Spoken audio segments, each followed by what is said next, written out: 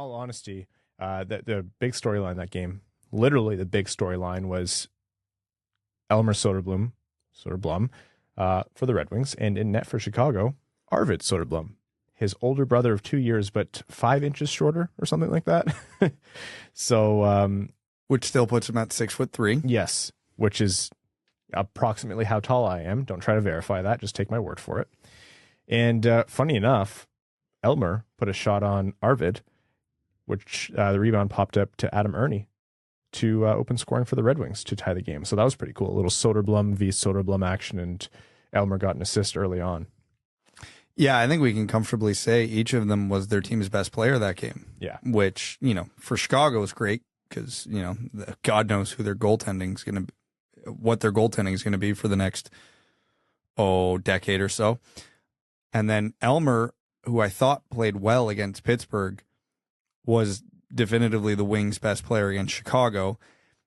Take that with a grain of salt because he was really, really good. But from the Red Wings themselves, it was a largely uneventful, we'll call it boring game. Nobody really did a whole lot of anything. Even Larkin, Seider, and Raymond had their moments, but there weren't many of them.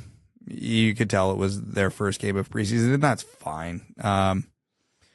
But yeah, Elmer was making things happen consistently, obviously setting up off the rebound the first goal.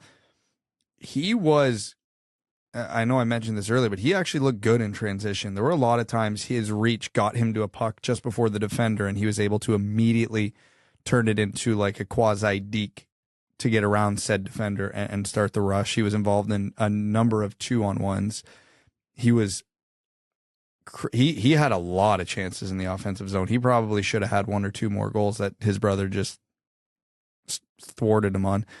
And he was running the cycle very well. Like all the things you wanted to see from Elmer, we saw that game, and we saw him do it exceptionally well. It wasn't a perfect game. You could tell he's a rookie. You can tell there's still areas of his game that definitely needs some cleaning up. Like he lost some puck battles, not because he was too weak or too slow, just because his stick was an improper position or his body was an improper position. And, the veteran, I think the one that got him was Riley Stillman, who's been around the NHL. They just know how to do that stuff. And that's fine. That comes with time.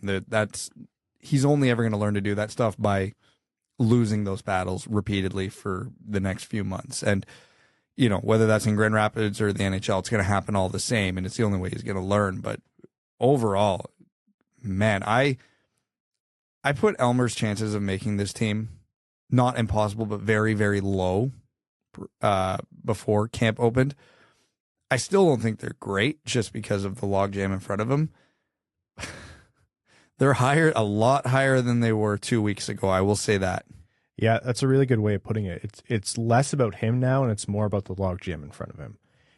1 or 2, this is a bad way to phrase it, but from Soderblom's perspective, 1 or 2 of the right injuries to like the right part of the depth chart, that equals him getting a look. Now, I still think Berggren might be getting overlooked in this conversation.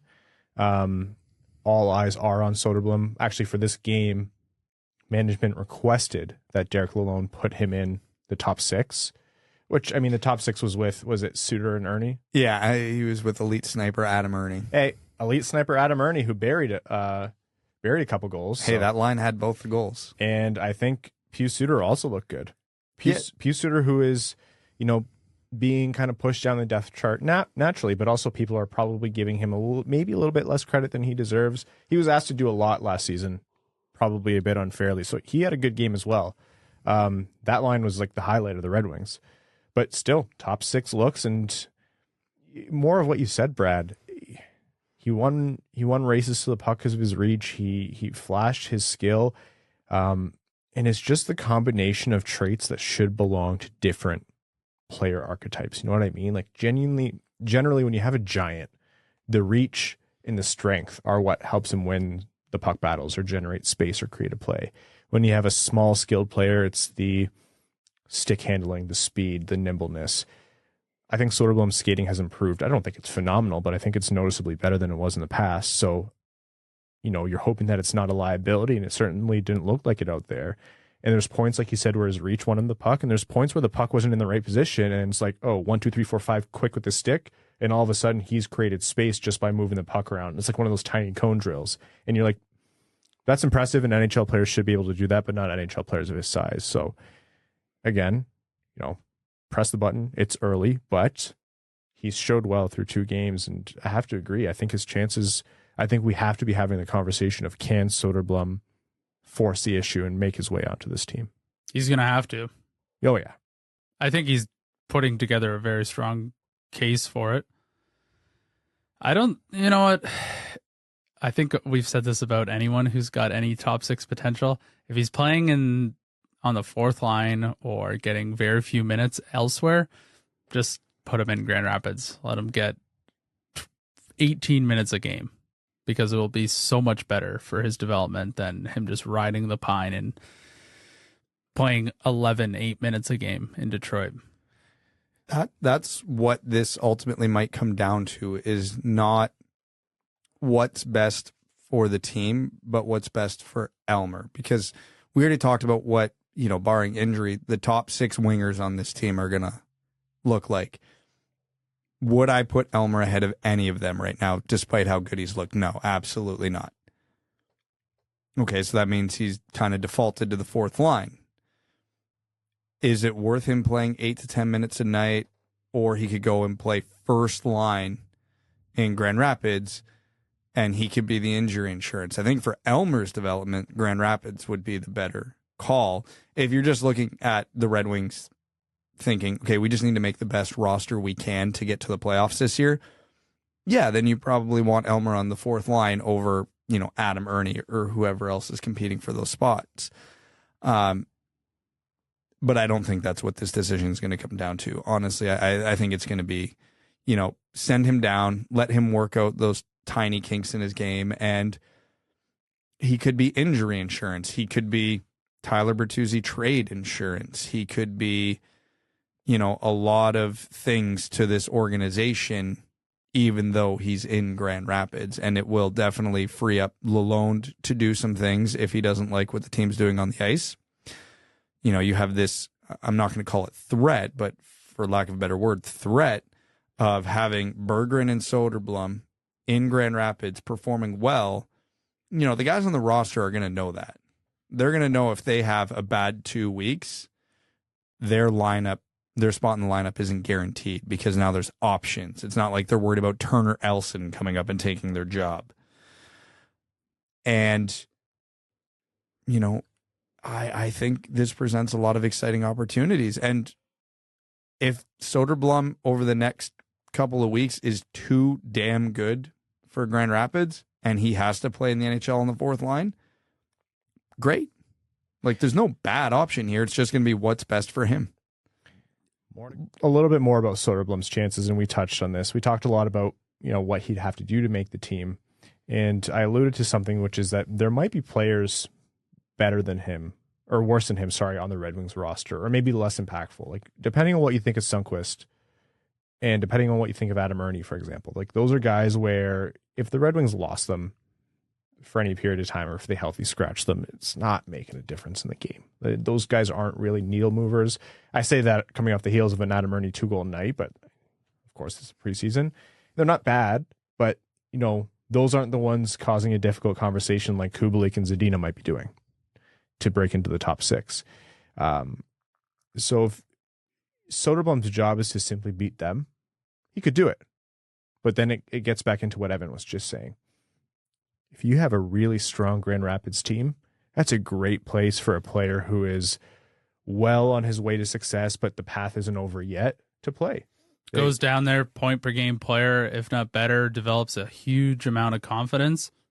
I see nothing wrong with that at all. And Brad, something you talked about that I really like that you brought up was his puck battles. Learning how to use your strength a little bit better with that size, it's important. I think you have to do that. We practically wore out our old mics talking about Michael Rasmussen having to be stronger. Like, if you're big, use it. This isn't a league where you can't be rewarded for being big anymore. No, you can just go and dummy other players just by being massive and strong. And also his stick work. That comes with experience. That comes with knowing how to play the NHL game, and that comes from, being able to do that against hardened veterans who maybe aren't as skilled as you, maybe can't skate as fast as you, maybe aren't as strong as you, but a smart stick makes a difference. Red Wings fans know that. Datsuk and Zetterberg made careers out of it and many other things, but they were masters at it.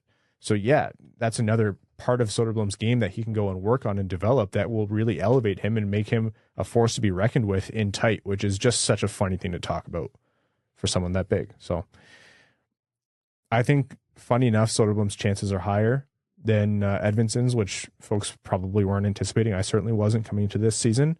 I'm still kind of at the point where I'm like, yeah, Grand Rapids for both of them, and maybe even Berggren too. Well, Berggren, every obstacle we talked about with Söderblom, just replace his name with Berggren. Same conversation applies. Mm-hmm. Do we want Berggren playing on a fourth line in the NHL or 22 minutes a night in Grand Rapids? It's probably 22 minutes a night in Grand Rapids. They're both going to be injury and trade insurance. And like you said, this is all assuming full health. So the moment an injury happens, which it will, Bertuzzi and Veleno just started skating again today for the first time in like half a week or something. So you don't know what they're dealing with. Sundqvist is still out. They can pop up. The Red Wings might be flush with wingers. Like if Perron plays well, if Verana has the kind of season we think Verana can have, if Bertuzzi picks up or keeps up his insane pace and Raymond doesn't have a sophomore slump, the Red Wings will be flush with wingers to the point where they can comfortably deal one to serve another roster need. And then, yeah, you bring up Berggren, you bring up Söderblom. And, it's nice knowing if your team is on a roll and you have a key injury in your top six or your middle six, you don't call up a guy, and no offense to these players, but like, it's not going to be like an end of season call up from last season, for example, where it's like Chris Guolo coming up or something like that. You can call up a guy who you're like, I could stick him on the power play, and this guy might actually produce and keep the ball rolling for the Red Wings. That is new territory for this version of the Detroit Red Wings. Good problems to have. That's the theme of this episode. Not it's too early back. Thanks for tuning in to the Winged Wheel Podcast. Be sure to check out wingedwheelpodcast.com, where you can subscribe to the show on iTunes, Spotify, or wherever you get your podcasts. You'll also find links to other ways to support the show, such as Patreon, official podcast apparel, and more. And don't forget to follow the show on Twitter at Winged Wheel Pod. And of course, the hosts at Brad Crisco, at Ryan Hanna WWP, and at Hockeytown Evan.